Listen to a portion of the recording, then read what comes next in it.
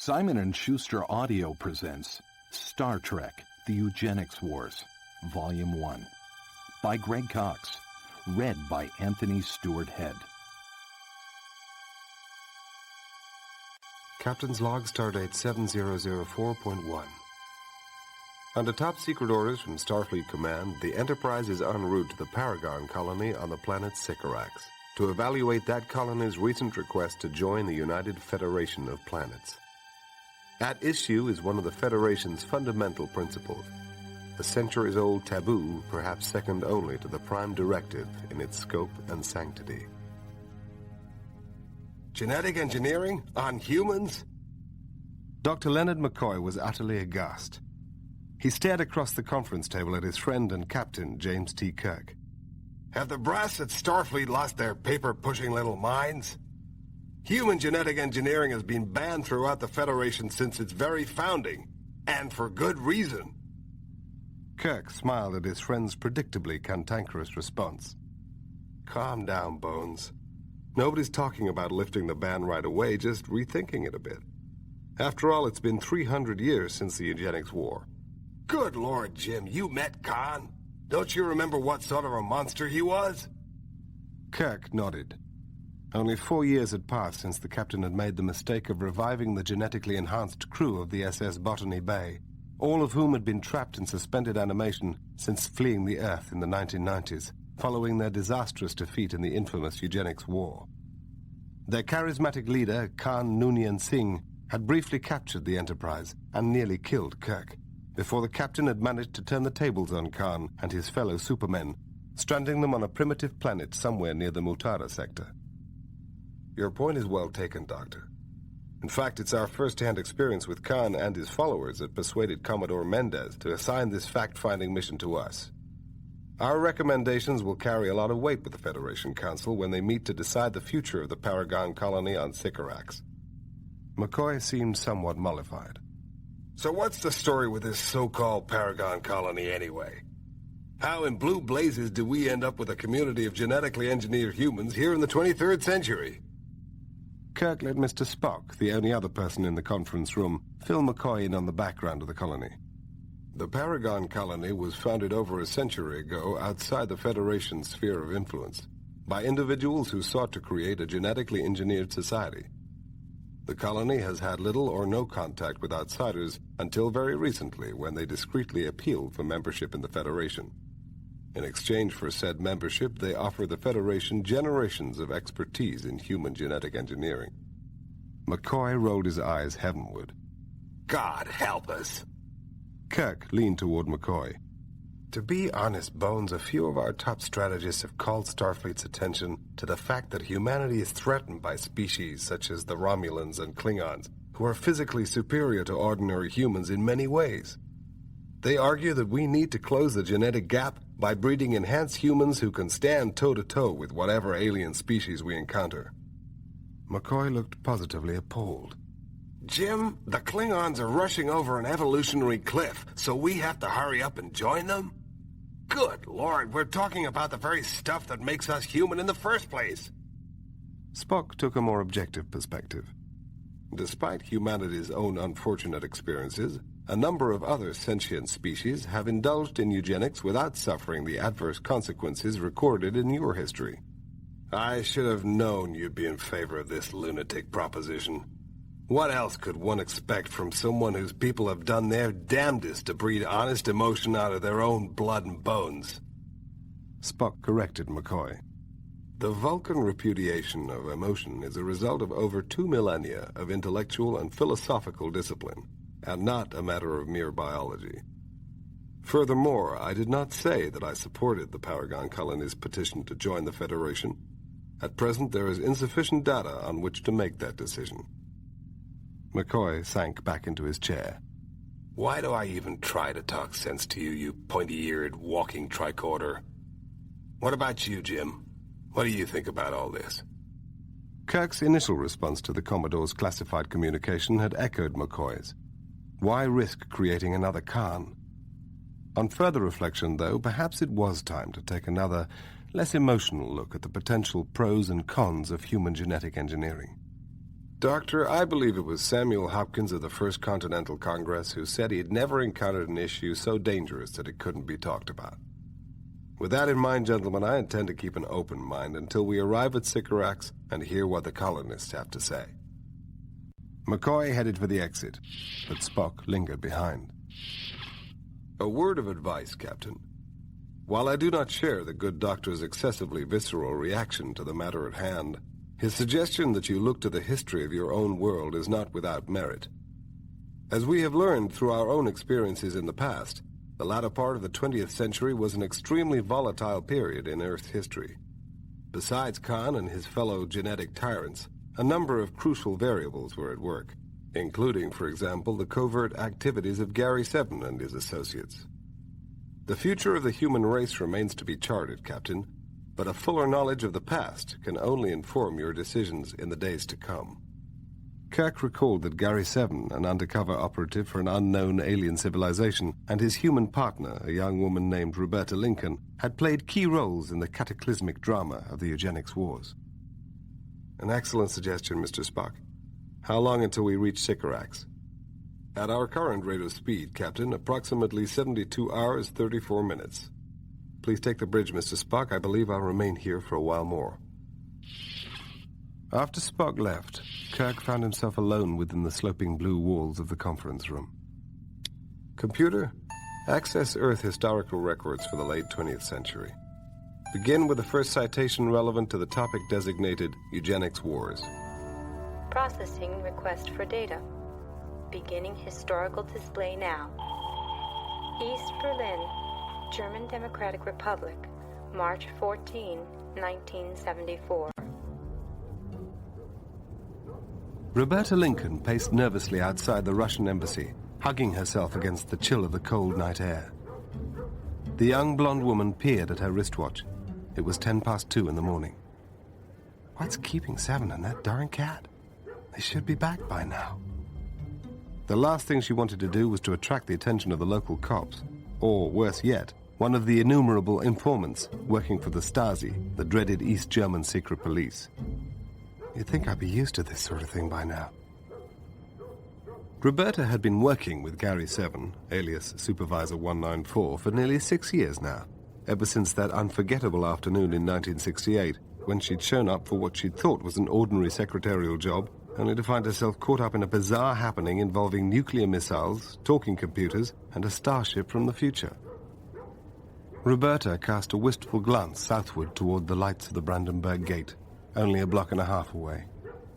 The imposing marble arches, along with their attendant armed border guards and vigilant watchdogs, marked the frontier between East and West Berlin, making the safety of the Allied sectors seem tantalizingly close. Pacing nervously, she looked upward. A man in a business suit was rappelling down the front of the embassy. The bottom end of a black nylon cable struck the sidewalk only seconds before the man himself touched down on the pavement. A tall, slender individual in a conservative grey suit, he looked to be in his late 30s. A sleek black cat was draped over his shoulders. A white collar studded with sparkling transparent gems glittered against the feline's glossy fur. The cat sprang from Seven's shoulders onto the pavement. Seven looked at the cat. Quiet, Isis. Put your hands up and stay where you are! An enormous searchlight, mounted atop a sentry tower just before the Brandenburg Gate, swung in their direction, exposing Roberta, Seven, and Isis to a blinding glare that lit up the entire block. Seven scooped up Isis and began running up the boulevard, away from the onrushing soldiers. This way, Roberta. Halt! Stop opening fire! Roberta stared balefully at the retreating back of her employer. I definitely have to talk to Seven about hazard pay. Soldiers and dogs pursued the fleeing trio around a corner where darkened storefronts faced each other across an unremarkable strip of asphalt. Of the suspects, there was no trace at all. Only an odd blue mist that seemed to glow with its own faint luminosity.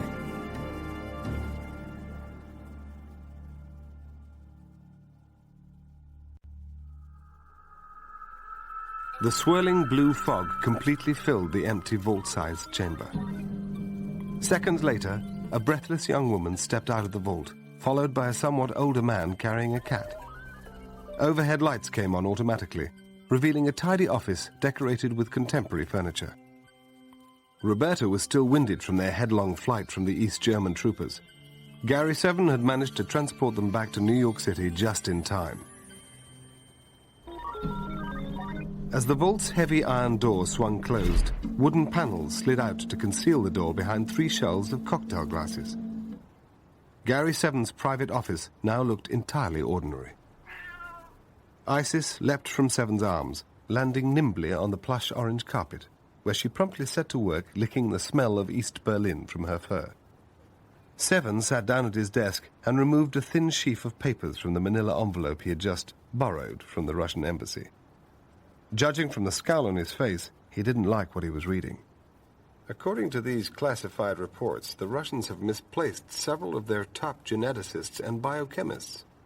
Unfortunately, many of the world's top scientists, particularly those specializing in applied genetic engineering, have seemingly dropped off the face of the earth. 7 paused to let Roberta assimilate what she had just heard. Genetic engineering? She was familiar with the basic idea, but she thought that modern science was still years away from actually being able to tamper with anybody's DNA. Then again, most people didn't know about extraterrestrial social workers or instantaneous matter transmission. 7 looked up at her. This could have very disturbing consequences, Ms. Lincoln. Your people are nowhere near ready for that sort of control over your own genetic makeup. Roberta shook her head, wondering, how come whenever the human race screws up, they're suddenly my people? She couldn't resist the temptation to tweak 7 a little. Correct me if I'm wrong, but aren't you the product of generations of selective breeding and fancy genetic tinkering? Self-doubt was not numbered among Gary 7's personal failings. My sponsors know what they're doing. The problem and the danger, Miss Lincoln, is genocide of one form or another, and the very real possibility of genetic warfare. Galactic history teaches us that once a species succeeds in creating a superior version of themselves, it's then one very short step to viewing the rest of the species as unworthy, obsolete, and ultimately disposable. Roberta eyed him quizzically from across the room. How do I know that you don't make up half of this stuff? On that, Miss Lincoln, you'll just have to trust me. Perched on the back of the plush chair nearby, Isis mewed in agreement. Even after 6 years of working with 7 and Isis, Roberta knew frustratingly little about the mysterious aliens behind this little operation. Just that they had snatched up 7's great-great-great ancestors some 6,000 years ago, trained their offspring for umpteen generations, then sent good old Supervisor 194 back to Earth to keep his fellow humans from starting World War III. Whenever she asked 7 about his superiors up there, he told her that she didn't need to know anything more, that greater knowledge of the Aegis, as he sometimes called them, would not assist her in her work and might actually compromise the aliens' grand design should the information fall into the wrong hands. One of these days, she vowed, she would pry the full scoop out of 7. Now, however, did not seem like the right time to press the issue. The boss had more pressing matters on his mind, like these inexplicably AWOL chromosome counters. 7 leaned back into his chair. With any luck, we can nip this dangerous experiment in the bud before it goes too far.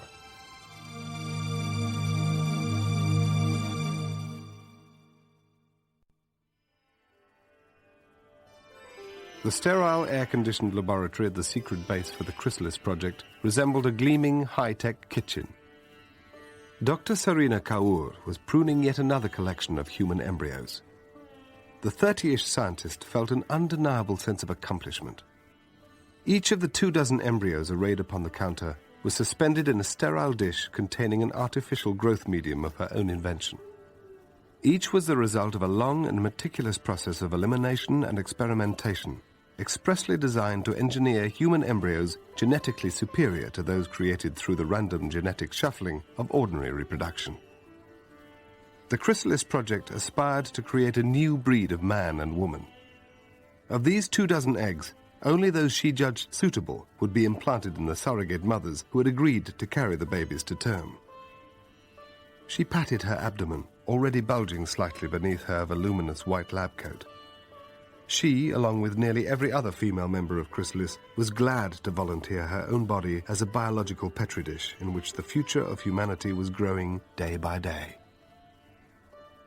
Studying an embryo beneath the powerful electron microscope, she couldn't help marveling at the exquisite machinery tucked away in the nucleus of every cell in the fetus. Nearly 2 meters of stringy nucleic acids capable of producing an individual who might someday change the world.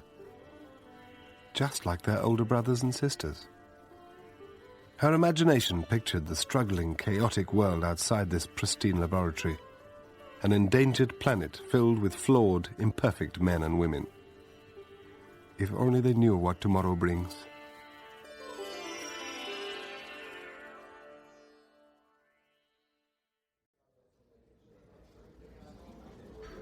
The man at the Hotel Palestro's front desk smiled at Roberta.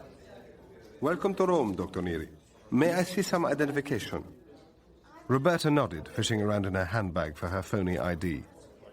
She knew from experience that Gary 7's advanced Beta 5 computer manufactured the best forgeries on the planet. She blithely handed over Veronica Neri's passport and driver's license. Isis squawked impatiently from within the plastic carrying case at Roberta's feet. Roberta sighed inwardly. It wasn't my idea to bring the damn cat along. The clerk handed back her documents along with a set of room keys. Roberta nodded gratefully, then hefted both her suitcase and Isis's carrier off the floor. She yawned, pretending to be jet-lagged from the long flight from America. In fact, she and Isis had taken the Blue Smoke Express to a deserted back alley 2 blocks away. As far as any curious onlookers might be concerned, she was just another newly arrived delegate to the International Conference on Genetic Research and Experimentation. 2 months of pursuing assorted useless leads had not brought her and Gary 7 any closer to solving the mystery of the missing scientists. Her mission in Rome was twofold. Keep a sharp eye out for any of the absent geneticists who might be tempted to attend the conference, while simultaneously presenting a likely target to whomever was responsible for the scientists' disappearances. Just call me bait. No time for sightseeing while the fate of the world hangs in the balance. When Roberta reached her room, she liberated Isis from the confines of the plastic carrier. Without so much as a meow of thanks, the jet-black feline scurried away to check out the bathroom. A few seconds later, the door to the bathroom closed behind the cat. Don't take all day in there, Isis. You're not the only one who wants to freshen up.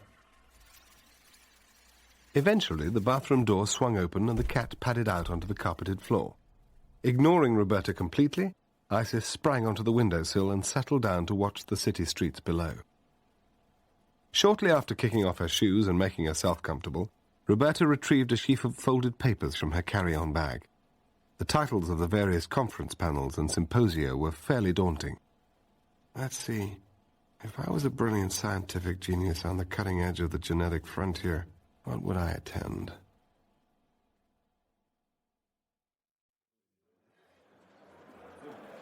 The 10 a.m. presentation of Tomorrow's Medicine, The Genetics of Health, was being held in a crowded lecture hall on the hotel's mezzanine.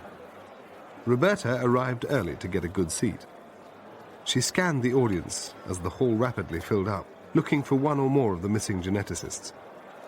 Not one of the absent geneticists had made the scene. To her relief, the lecture, delivered by a Nobel Prize nominee whose name Roberta recognized from a couple of her marked-up scientific journals, was more accessible and interesting than she had thought it would be. She waited for the applause to subside. Then as soon as the speaker asked for questions from the audience, her hand shot up faster than a Saturn V rocket. So far, all you've proposed is fixing pre-existing defects in the genetic makeup of a few individuals whose DNA isn't quite up to code. What about making overall improvements in the ordinary human genome?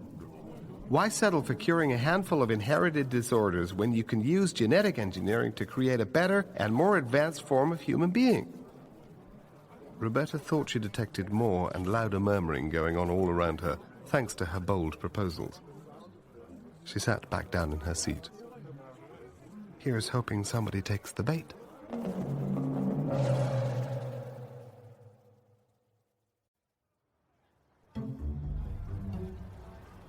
Roberta first noticed she was being followed later that morning while strolling through the Eternal City in search of lunch. The 2 men, one Asian, one Latino, started shadowing her shortly after she left the hotel. The Asian man looked vaguely familiar. Roberta thought she'd seen him around the conference. He was a slender, handsome man about her age. The other man was almost freakishly large, maybe 7 feet tall and a yard across the shoulders, and looked more like an enforcer than a geneticist.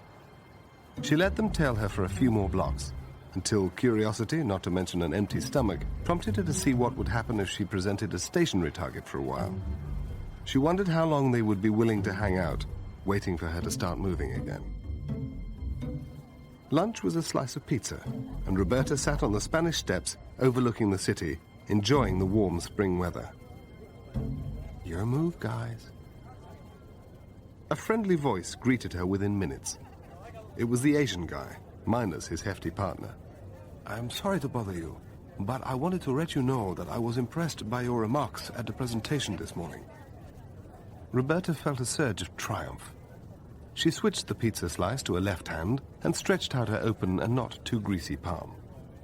Veronica Neary, University of Washington in Seattle, but you can call me Ronnie. Dr. Walter Takagi, pleased to meet you. That was a pretty brave position you took this morning, especially given most people's irrational aversion to radical genetic engineering for its own sake. Were those your actual views on the subject? Roberta told him exactly what she figured he wanted to hear. Recombinant DNA research is the most exciting thing to come around since the discovery of the wheel. I really think it can change humanity. For the better, of course. Takaji's dark brown eyes lighted up. Yes, it's a chance to create a whole new world full of better, healthier, and more intelligent people. Perhaps we could discuss it later over drinks or something. They agreed to meet later that evening at the hotel bar. Without a backwards glance at either Roberta or his hulking Latino companion, he marched down the wide marble steps to the piazza below. Roberta glanced at her wristwatch. It was nearly 1 p.m. Over 6 hours to go before she hooked up again with Takagi. After one last bite of pizza, she started down the steps. Producing a compact from the depths of her macrame purse, she peeked in the mirror at Magilla Gorilla. Sure enough, the Latino started moving again as soon as she did.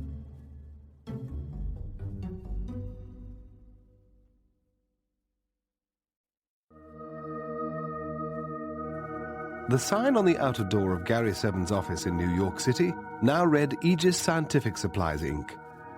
If fortune was on his side, his efforts were about to bring him one step closer to the answers he sought. His newly hired temporary receptionist informed him over the intercom. Mr. Offenhouse to see you, sir. Seven took a moment to survey the office, confirming that its trappings were all 1974 standard, then straightened his tie and headed out to the foyer to greet his visitor. Good morning, Mr. Offenhouse. Thank you for coming by. An American businessman in his late 30s, Ralph Offenhouse strode forward and took Seven's hand. Let's hope it's worth my time. They stepped through the interior door into Seven's personal office.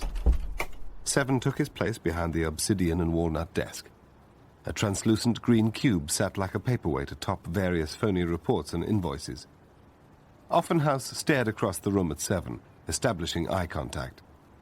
Like I said on the phone, I saw your ad in that magazine. Are those prices for real?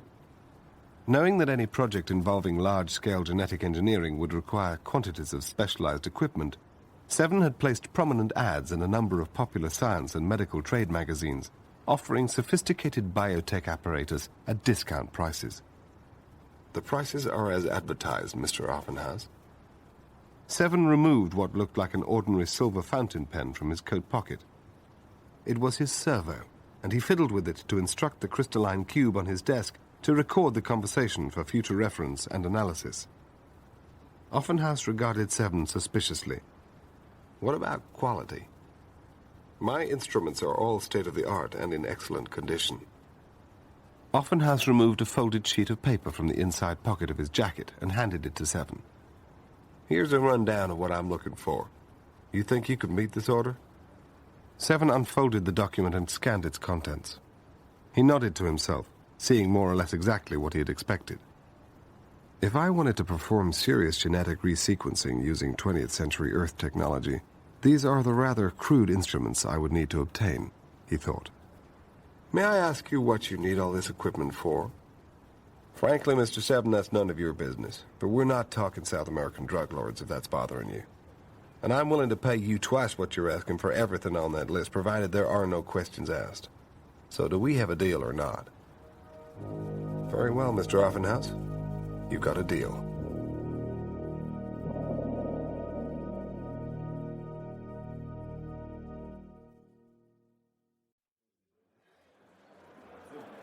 The 10 a.m. presentation of Tomorrow's Medicine, The Genetics of Health, was being held in a crowded lecture hall on the hotel's mezzanine.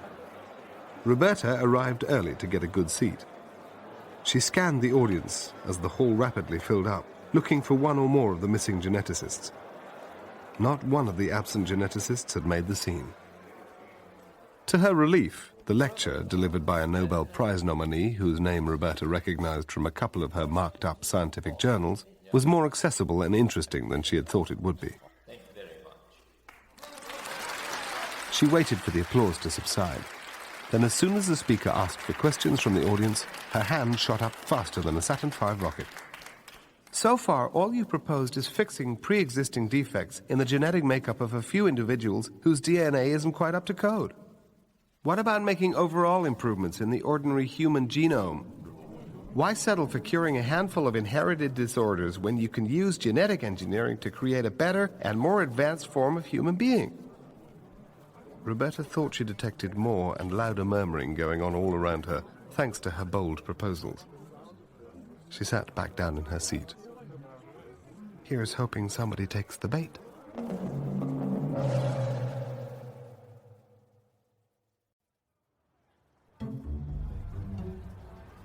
Roberta first noticed she was being followed later that morning while strolling through the Eternal City in search of lunch. The two men, one Asian, one Latino, started shadowing her shortly after she left the hotel. The Asian man looked vaguely familiar. Roberta thought she'd seen him around the conference. He was a slender, handsome man about her age. The other man was almost freakishly large, maybe 7 feet tall and a yard across the shoulders, and looked more like an enforcer than a geneticist. She let them tail her for a few more blocks, until curiosity, not to mention an empty stomach, prompted her to see what would happen if she presented a stationary target for a while. She wondered how long they would be willing to hang out, waiting for her to start moving again. Lunch was a slice of pizza, and Roberta sat on the Spanish Steps overlooking the city, enjoying the warm spring weather. Your move, guys. A friendly voice greeted her within minutes. It was the Asian guy, minus his hefty partner. I'm sorry to bother you, but I wanted to let you know that I was impressed by your remarks at the presentation this morning. Roberta felt a surge of triumph. She switched the pizza slice to a left hand and stretched out her open and not too greasy palm. Veronica Neary, University of Washington in Seattle, but you can call me Ronnie. Dr. Walter Takagi, pleased to meet you. That was a pretty brave position you took this morning, especially given most people's irrational aversion to radical genetic engineering for its own sake. Were those your actual views on the subject? Roberta told him exactly what she figured he wanted to hear. Recombinant DNA research is the most exciting thing to come around since the discovery of the wheel. I really think it can change humanity. For the better, of course. Takagi's dark brown eyes lighted up. Yes, it's a chance to create a whole new world full of better, healthier, and more intelligent people. Perhaps we could discuss it later over drinks or something. They agreed to meet later that evening at the hotel bar. Without a backwards glance at either Roberta or his hulking Latino companion, he marched down the wide marble steps to the piazza below. Roberta glanced at her wristwatch. It was nearly 1 p.m. Over 6 hours to go before she hooked up again with Takagi. After one last bite of pizza, she started down the steps. Producing a compact from the depths of her macrame purse, she peeked in the mirror at Magilla Gorilla. Sure enough, the Latino started moving again as soon as she did.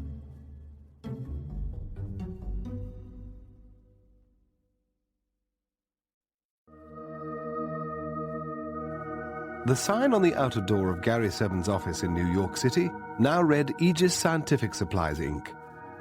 If fortune was on his side, his efforts were about to bring him one step closer to the answers he sought. His newly hired temporary receptionist informed him over the intercom. Mr. Offenhouse to see you, sir.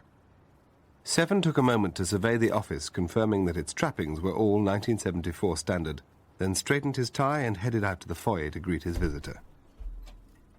Good morning, Mr. Offenhouse. Thank you for coming by. An American businessman in his late 30s, Ralph Offenhouse strode forward and took Seven's hand. Let's hope it's worth my time. They stepped through the interior door into Seven's personal office. Seven took his place behind the obsidian and walnut desk. A translucent green cube sat like a paperweight atop various phony reports and invoices. Offenhouse stared across the room at Seven, establishing eye contact. Like I said on the phone, I saw your ad in that magazine. Are those prices for real?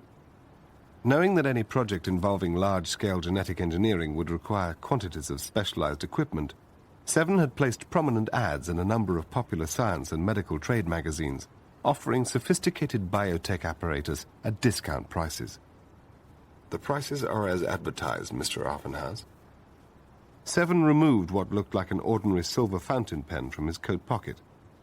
It was his servo, and he fiddled with it to instruct the crystalline cube on his desk to record the conversation for future reference and analysis.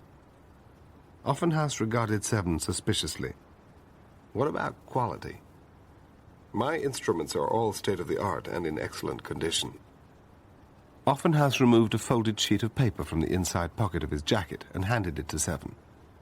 Here's a rundown of what I'm looking for. You think you could meet this order? Seven unfolded the document and scanned its contents. He nodded to himself, seeing more or less exactly what he had expected. If I wanted to perform serious genetic resequencing using 20th century Earth technology, these are the rather crude instruments I would need to obtain, he thought. May I ask you what you need all this equipment for? Frankly, Mr. Seven, that's none of your business. But we're not talking South American drug lords, if that's bothering you. And I'm willing to pay you twice what you're asking for everything on that list, provided there are no questions asked. So do we have a deal or not? Very well, Mr. Offenhouse. You've got a deal.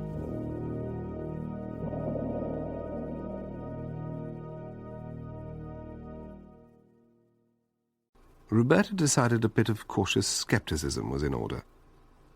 How do I know this isn't just hype? Giving her a conspiratorial smile, Lozenak reached beneath the table and brought forth a small package. With a theatrical flourish, he whisked the cloth of the mysterious item, revealing a rectangular glass case housing a single white mouse.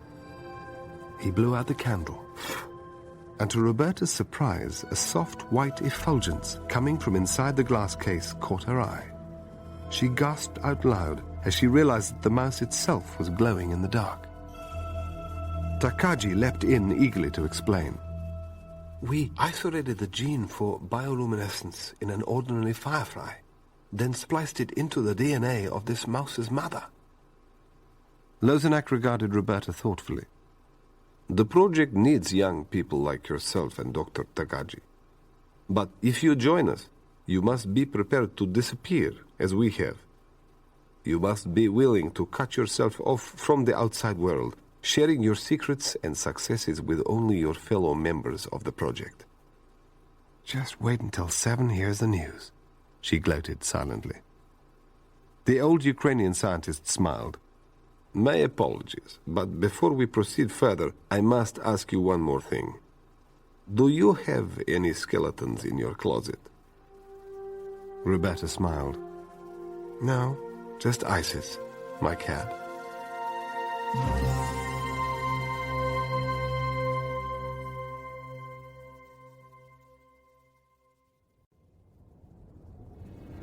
Several hours later, Gary Seven was on a dimly lit street in Brooklyn, New York. Making sure that he was unobserved, he approached the entrance to a 5-story brick office building. He aimed his servo at the locked doorknob.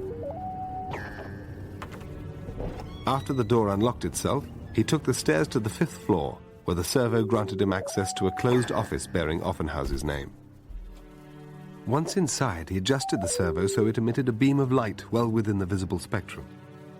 He went first to the locked file cabinet located directly across from Offenhouse's own desk. Inside it, he discovered several dated folders labeled Chrysalis. Seven nodded in satisfaction, quite certain that the files pertained to the same chrysalis project that Roberta had been asked to join. He was gratified to find invoices and shipping bills for large quantities of scientific apparatus. Their ultimate destination appeared to be a location somewhere in northwest India. He was dismayed to discover shipping manifests for large quantities of peptone, a substance used to cultivate bacteria. There was only one purpose for which anyone would need to propagate that much bacteria: full-scale biological warfare.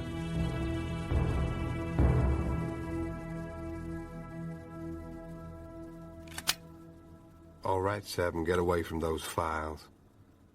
Seven looked up in surprise and saw Ralph Offenhouse standing in the doorway, pointing a semi-automatic pistol at him. He had been so engrossed in Offenhouse's highly informative files that he hadn't even heard the gun-wielding businessman arrive. I'd be within my rights to shoot you, Seven. This is breaking and entering, you know. Nothing is broken, Offenhouse.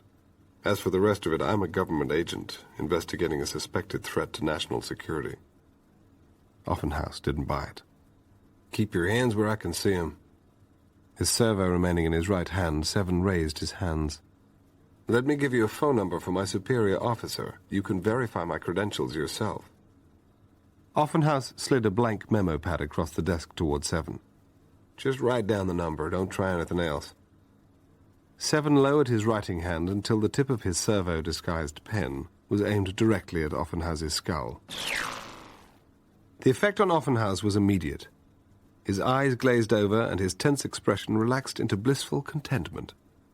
The servo's tranquilizer beam induced a highly suggestible state, much like sodium pentothal.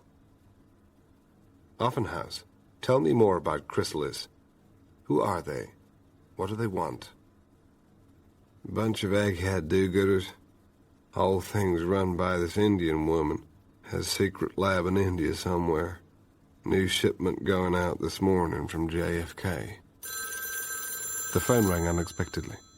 Seven suddenly realized that there was a 10.5-hour time difference between Brooklyn and India. That's why Offenhouse came in so late. He was expecting this call. Seven reached for the phone and spoke in a flawless impersonation of Offenhouse's own voice. Hello? Offenhouse, this is Williams. Just calling to confirm that today's shipment is on schedule. Seven located the relevant itinerary among Offenhouse's papers. A private jet leaving John F. Kennedy Airport at 2 a.m. for Delhi, with a stop in Rome. From JFK, right on time. Expect the shipment at 4:30 tomorrow morning, your time.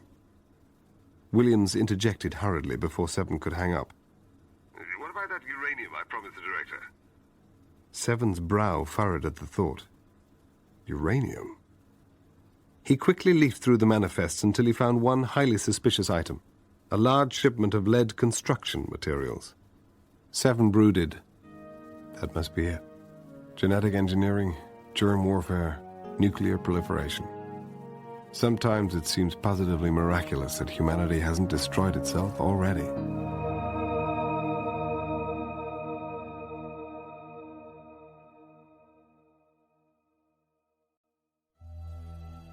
Later, Ralph Offenhouse came out of a daze to find himself in his Brooklyn office, seated behind his desk. Raising a hand to wipe his brow, he caught a glimpse of his Rolex. It was 1:15. Well after Williams at Chrysalis was supposed to call for an update on this morning's shipment. Had he missed the freaking call? There was only one way to find out. Bending over, he pulled out the lower right-hand drawer on his desk. A tape recorder was hidden inside. He rewound the tape until the beginning of the last call, then hit play. He heard his own voice, and then listened in amazement as he and that jittery Brit Williams carried on a conversation that Offenhouse didn't recall at all. His heart pounding, Offenhouse grabbed the phone, hastily dialing his contact at Chrysalis. Williams, this is Offenhouse. I think we have a problem.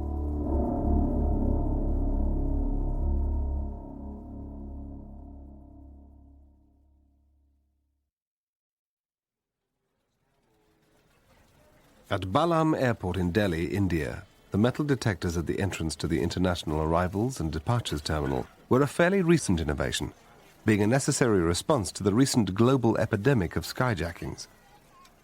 Gary Seven handed a blue-clad airport security guard his servo, along with a keyring and a handful of small change, before stepping through the primitive scanning device. Indistinguishable from a fountain pen, the servo elicited no suspicions on the part of the security officer, who blithely handed Seven's personal articles back to him.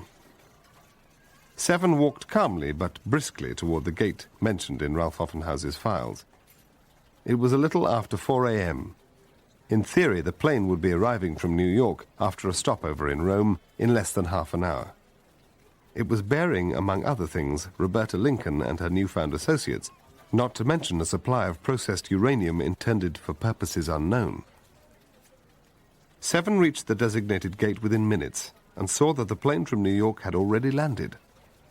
The jet plane's tail fin had a stylized logo that resembled a butterfly spreading its wings. Newly hatched from a chrysalis, Seven surmised.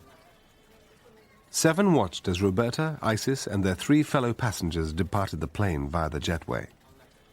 He contented himself to nod discreetly at the 2 female agents as he briefly made eye contact with them across the crowded waiting area. At the moment, his primary goal was to find out more about what Chrysalis wasn't showing Roberta, even if that meant making his own way to their ultimate destination. Seven recognized the missing scientist Victor Lozenak right away. Walter Takagi, whose boyish face matched the photos Roberta had retrieved from the Beta 5's copious database, helped the older gentleman with his luggage. A third man, who carried the remainder of their bags, was unfamiliar to Seven, although he accepted Roberta's initial assessment of this large, muscular Latino as some variety of professional spy or mercenary. None of the party, including Roberta, appeared to be carrying any of Ralph Offenhause's scientific contraband. Seven used his servo to go through a locked door and take an elevator to the tarmac below.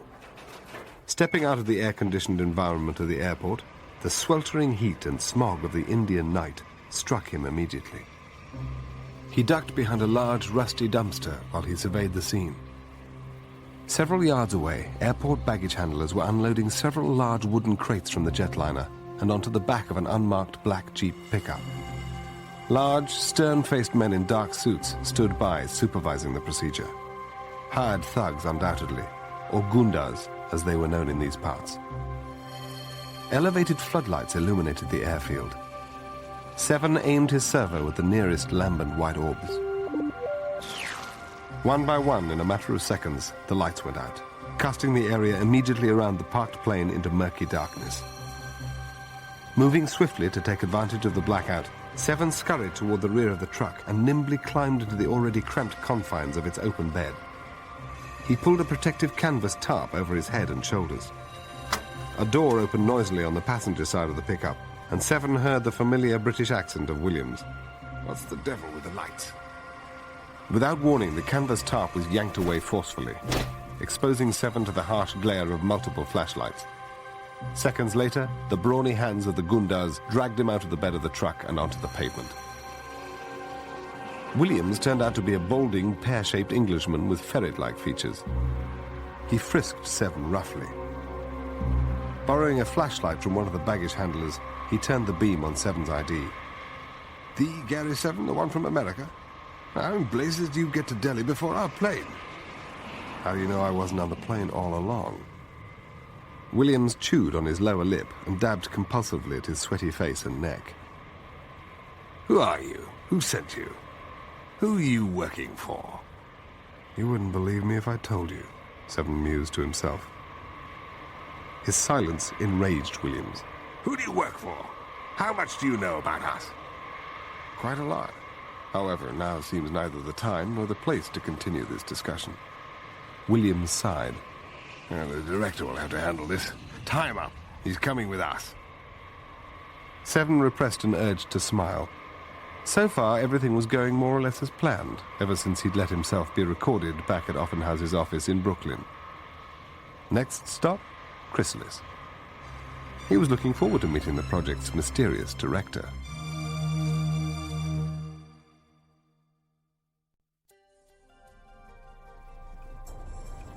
After several hours on the road with Dr. Lozenak, Tagaji, and the Latino, whose name was Carlos, Roberta figured out they had to be halfway to Pakistan by now. Breakfast consisted of a thermos of milky tea, but even that was not enough to keep her eyes open. Soon she was somewhere else, far away from the cramped and bouncing limo.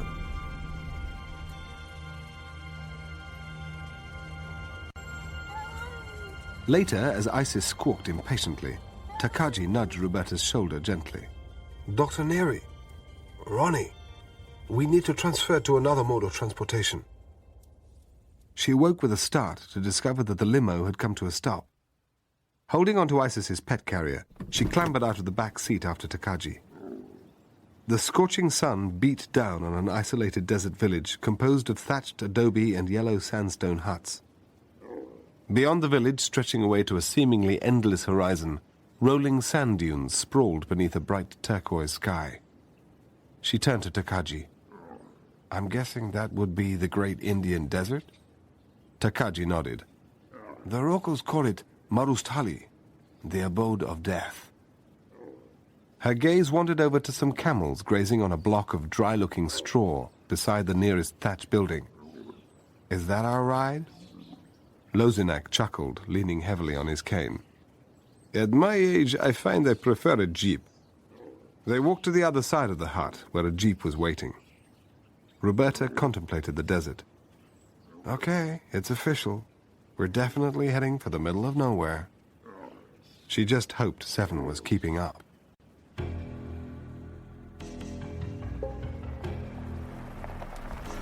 Ironically, Gary Seven still found himself traveling to Chrysalis's secret base hidden beneath a canvas in the back of the pickup truck.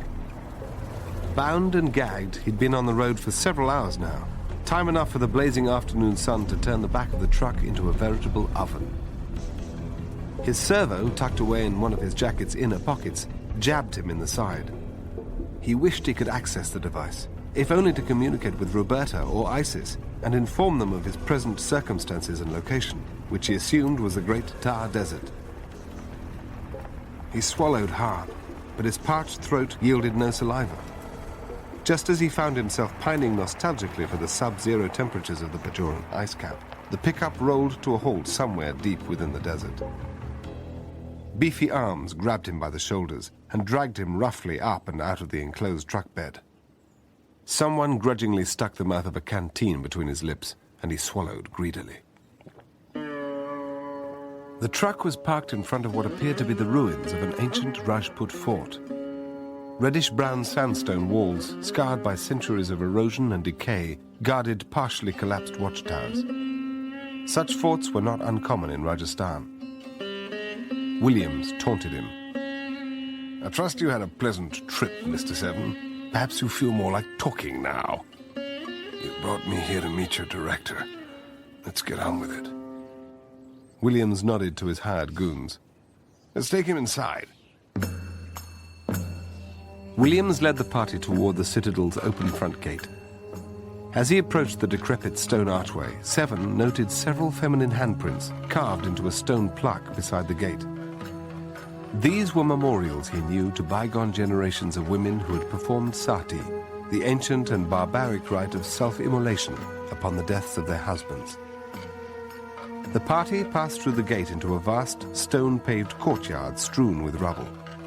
Williams proceeded toward a regal palace, once the residence of some mighty prince or maharaja. Seven and his captors climbed a steep stairway to a pair of heavy granite doors carved to resemble wood. A single silvered handprint, resembling those embedded in the wall beside the fortress's outer gate, adorned the juncture where the two doors met. The massive doors swung open, and Seven followed the portly Williams into a spacious yet shadowy rotunda. Williams headed straight for a murky alcove devoted to the Hindu deity Ganesh, the elephant-headed god of wisdom and prosperity. Seven observed that Ganesh's single tusk, curving upwards beside his trunk, looked much less dirty than the rest of the shrine, so that he was not too surprised when Williams took hold of the ivory tusk and twisted it so that it now pointed downward. The entire altar, idol and all, rose toward the ceiling, revealing a pristine white cubicle large enough to hold 3 or 4 full-sized adults. Williams retrieved his pistol from the pocket of his sweat-stained jacket. Seven went ahead of Williams into the elevator. Seconds later, the entire cubicle began sinking into the floor. Williams sneered at him. "You think you're smart now, but just wait until the director gets through with you. She takes no prisoners, I can tell you that." Seven thought. Sounds like a Romulan commander I knew once. He could have disarmed Williams easily, of course, but that was hardly the point of the exercise. There would be time enough later to regain his liberty, after he reached the nerve center of this ambitious conspiracy. If I'm not already too late.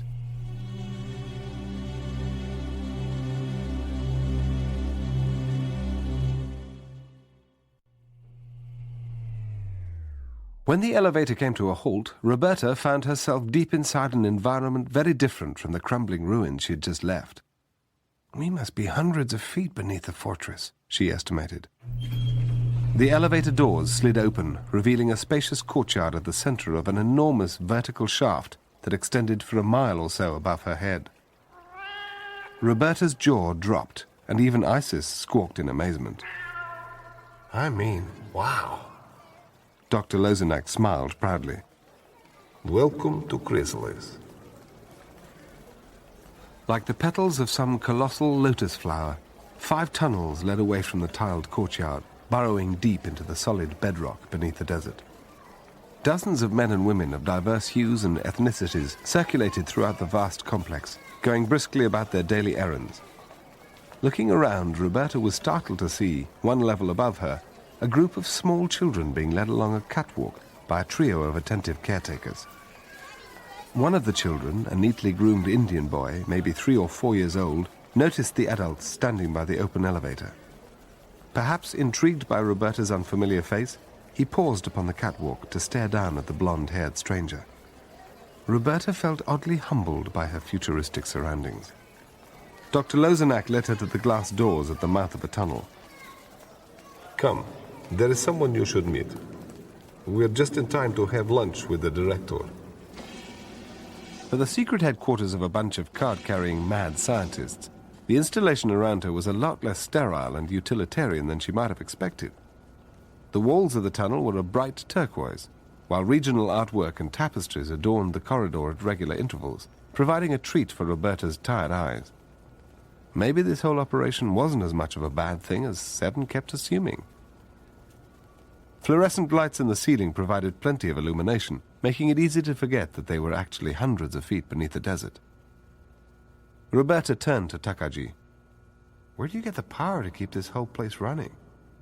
He pointed out a map of the entire base that was mounted on the wall just before the next approaching intersection. We have our own nuclear power plant, located 1 level down. They stopped in front of a pair of large glass doors. The spicy, mouth-watering smell of Indian food reached Roberta even before she stepped inside. The chamber she entered was a treat for the eyes as well. Cool, vanilla-colored walls enclosed a cozy living area furnished Indian style. A handsome Indian woman was seated comfortably on the rear cushion.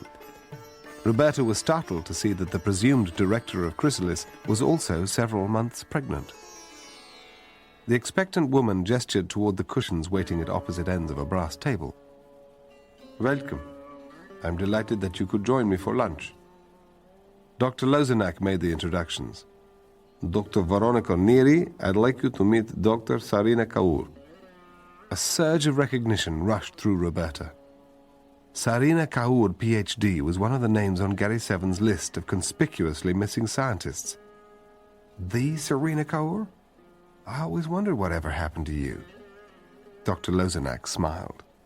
More than anything else, it was Dr. Kaur's vision and determination, as well as her unique scientific genius, that made the Chrysalis project possible. As Roberta and her hosts enjoyed their midday repast, Dr. Kaur expounded on the philosophy behind Chrysalis. Someone once asked Gandhi what he thought of Western civilization. He replied that he thought it would be a good idea. I soon realized, however, that a better world was impossible without better people to live in it. Kaur raised her open hands to indicate the vast facility surrounding them, and Roberta saw that the director had the butterfly logo of Chrysalis tattooed upon her palms. Here at this state-of-the-art installation, we're taking chance out of the equation, producing an entire generation of superior individuals capable of completely transforming civilization as we know it. A chill ran down Roberta's spine at the future envisioned by Kaur. She knew better, though, than to express her doubts too openly. I can't help noticing that you're expecting a child, Dr. Kaur. If you don't mind me asking, is that part of the project too? The mother-to-be did not take offense at her guest's query. Of course. As the head of Chrysalis, I could hardly ask other women to assist in the creation of a new generation of enhanced human beings without volunteering to do so myself. This is my second such pregnancy, in fact. You shall have to meet my first great triumph later.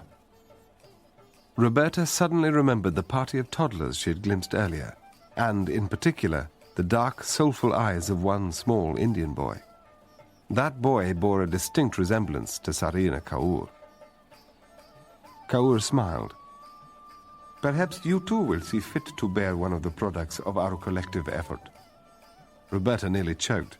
Whoa there! I think what you people are doing here is great, but I'm not sure I'm ready just yet to turn into a human incubator.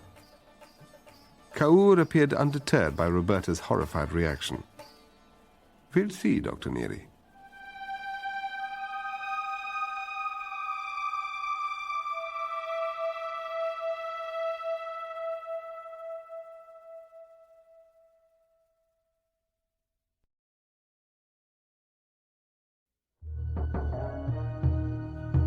In a cramped storage area on one of the lower levels of Chrysalis, Gary Seven shared his captivity with a menagerie of prospective lab subjects. He was awaiting his audience with William's unnamed superiors. An imposing male guard, whom Seven quickly identified as a Sikh by the man's uncut beard, steel wristband, and ritual dagger, stood by watchfully outside his cage, along with Williams. A tall Indian woman in a white lab coat, who was carrying a black leather doctor's bag, entered the area. He recognized her face immediately. Her obvious pregnancy disturbed Seven. He hoped that Kaur had not been so rash as to practice genetic engineering on her own unborn child. Kaur inspected him right back. My apologies for your admittedly dehumanizing accommodations. Kaur shot a glance at Williams. Has he been searched? Williams nodded and handed a bag to Kaur, who carefully scrutinized the contents. Seven's face betrayed no hint of extra attention when Kaur inspected his servo. She twisted and manipulated its shiny silver casing until, with an electronic beep, a pair of metallic antennae sprouted from the sides of the device. Well, Mr. Seven, what have we here? She pointed the tip of the servo at Seven as she fiddled with the controls. The twin antennae vibrated and beeped, targeting Seven. He held his breath, waiting. At the last minute, right before she fired, Kaur shifted her aim to a tiger in a nearby cage. The tranquilized feline dropped onto the straw-covered floor of his cage, settling in for a long nap. Seven shook his head. You might have killed it. I thought tigers were an endangered species. Kaur deactivated the servo and placed it in the pocket of her lab coat. At the moment, the most endangered species here is you, Mr. Seven. He looked Kaur squarely in the eye. What you are doing here could have very real consequences for the entire world. She patted her swollen belly. I should hope so. Be careful, Dr. Kaur. The heedless pursuit of genetic superiority almost always leads to strife and attempted tyranny, pitting the worshippers of perfection against those judged to be inferior. Kaur frowned. Enough chit-chat. Tell me who sent you. I work for myself. I like to think of myself as a man without a country. I'm losing patience, Mr. Seven. I cannot allow you to leave here before you have answered my questions. What about the vast quantities of bacteria you're stockpiling, Dr. Kaur? How many people have to die to clear the stage for your miniature messiahs? Kaur did not waste time with denials. Evolution is a cruel process, Mr. Seven. Why burden future generations with the crashing failure of our own overpopulation? That is not the legacy I wish to bequeath to my children. But there's no need to fully unleash the final version of our lovely flesh-eating bacteria until the children of Chrysalis are ready to inherit the Earth. Still, I must say, Mr. Seven, that your own success at penetrating our security makes me think that sooner might be safer than later. In fact, you seem to have a genetic predisposition towards stubbornness. Fortunately, we possess effective means to erode that stubbornness. She turned her head to address a guard. "The bag, please, Sanjit." She reached into it and drew out a capped plastic vial and a hypodermic syringe. A dark purple fluid, the color of spilled Klingon blood, sloshed within the clear plastic tube. "Sodium pentothal, Dr. Kaur?" "Nothing so crude. We have something much better. An artificially synthesized neurotransmitter that stimulates the, shall we say, areas of the brain." He winced as the needle pierced his flesh, the brief sting being followed by an unpleasant, burning sensation as the serum entered his bloodstream. Soon Kaur's super-sophisticated truth serum had worked its insidious alchemy upon his brain cells, provoking an almost irresistible compulsion to reveal his secrets to whomever was listening. Seven relied on age-old Vulcan meditation techniques to resist the lure of the serum. Kaur, having no success, left for several hours, leaving only Williams and one solitary guard to conduct the interrogation. Now the door to the storeroom once more admitted the self-assured director of Chrysalis. She knelt beside the cage to inspect Seven more closely. "This level of resistance, sustainable for such a lengthy duration, is literally unheard of. Can you hear me, Mr. Seven? Who are you? Where did you come from? How are you able to resist the serum?" He stared back at her as blankly as he could manage. His tongue twitched spasmodically between his jaws, aching to satisfy his chemically inspired craving to confess everything to Kaur. Kaur's dark eyes gleamed with triumph. "His throat is dry." Kaur lifted a cup of lukewarm tea to Seven's cracking and bleeding lips. He felt the tea slosh against his teeth and lips. To his extreme dismay, Seven felt the words forming in his mouth. Only at the last instant did he realize there was still one way to hang on to his secrets. He confessed in Klingon. "My name is Gary Seven. My designation is Supervisor 194, and I was born in a cloaked solar system 50,000 light-years from here." Anger and acute frustration disfigured Kaur's elegant features. The guttural sounds emanating from Seven's throat sounded more like the growling of wild dogs than comprehensible human speech. She gave the snarling prisoner an exacting appraisal before tipping her head in respect. "Very clever, Mr. Seven. I must confess, I can't even begin to place that language." She glanced at Williams.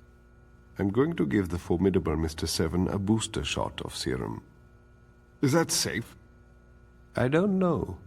Remind me to get a tissue sample later, regardless of the serum's effect. I definitely want to take a close look at this subject's DNA." When the needle withdrew, leaving behind an all too familiar burning sensation, the grueling interrogation resumed. "Who sent you? I want English." The harsh Klingon words caught in Seven's throat.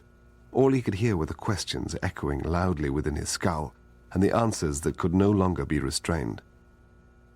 "My name is Gary Seven, Supervisor 194, presently assigned to the planet Earth, late 20th century. Mission to prevent the human race from destroying itself during the most critical juncture in its history."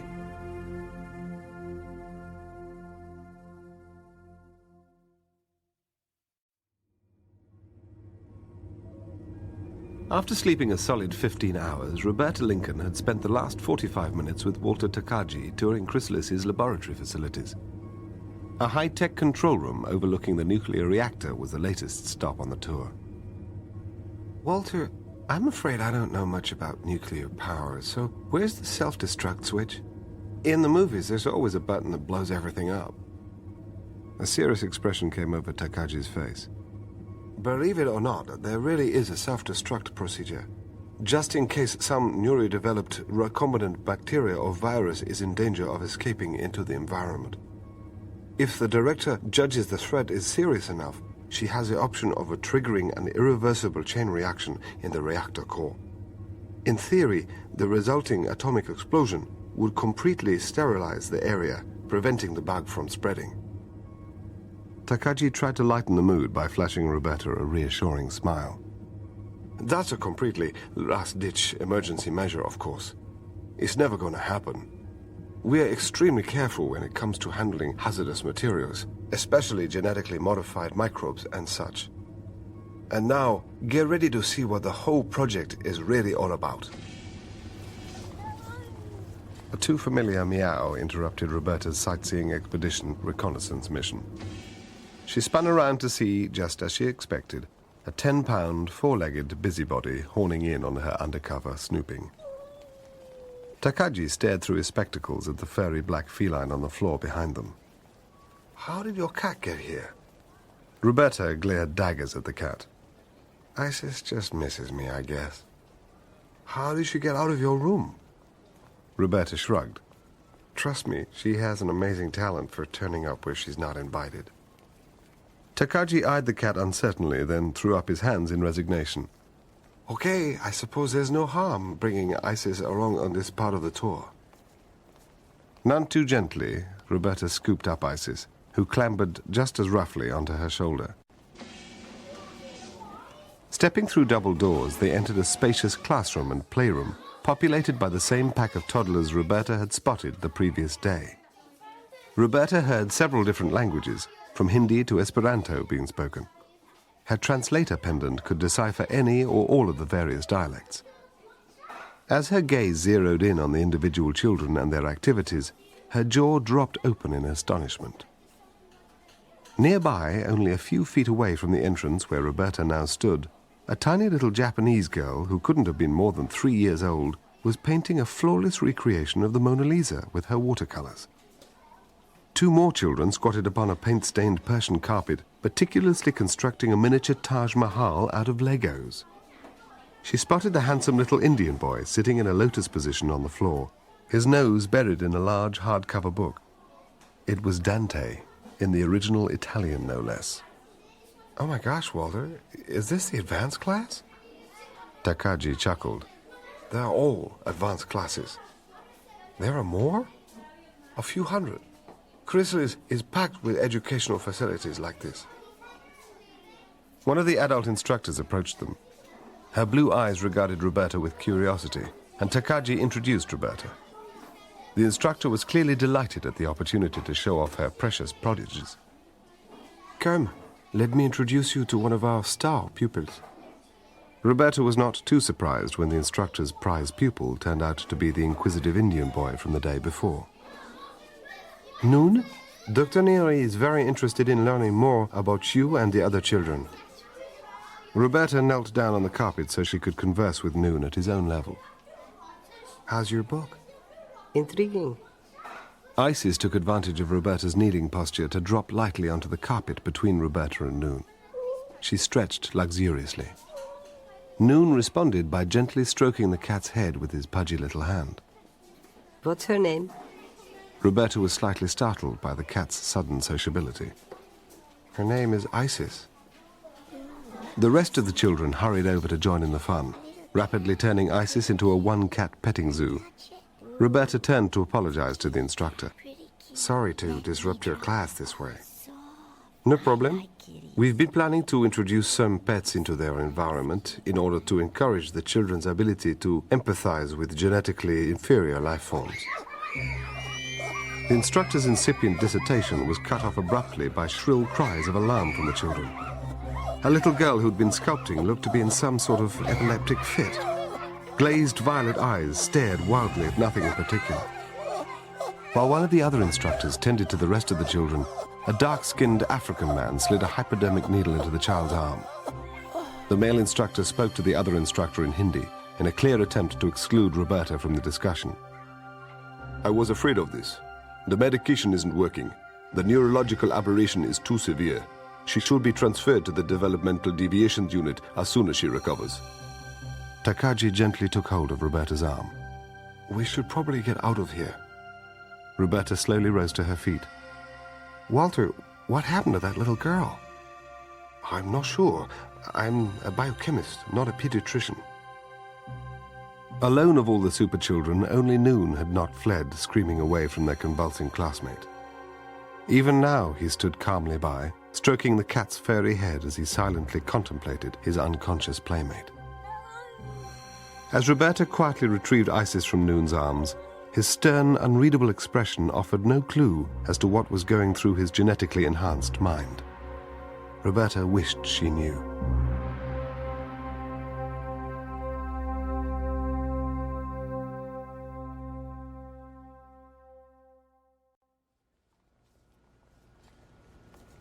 Takagi escorted Roberta briskly down a long hallway, obviously trying to put as much distance as possible between Roberta and the scene of the disturbance.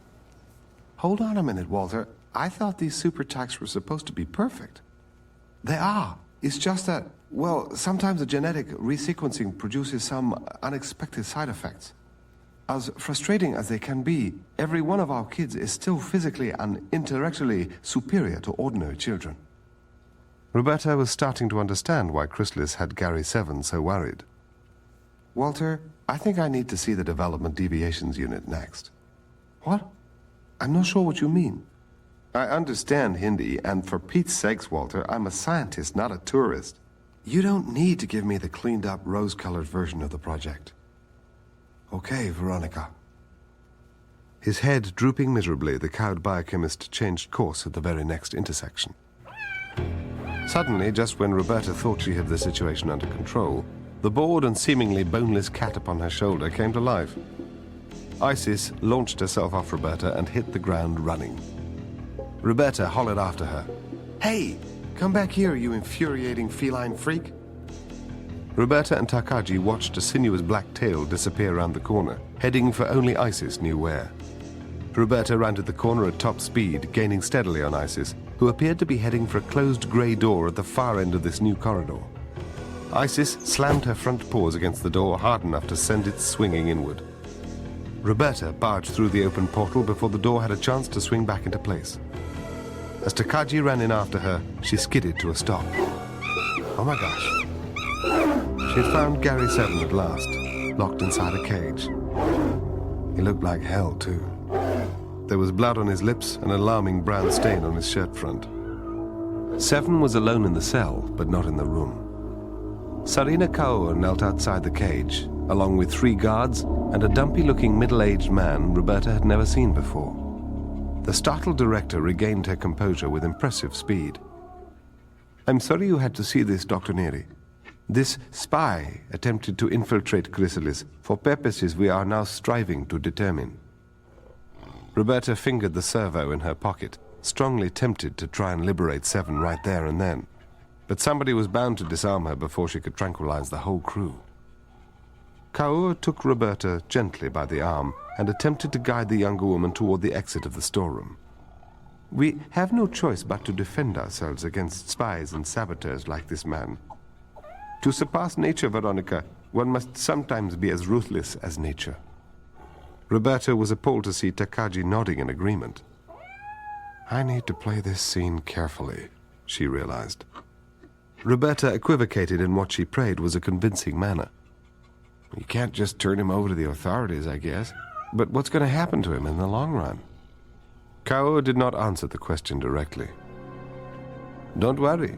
Our guest is bound to cooperate with us eventually, one way or another.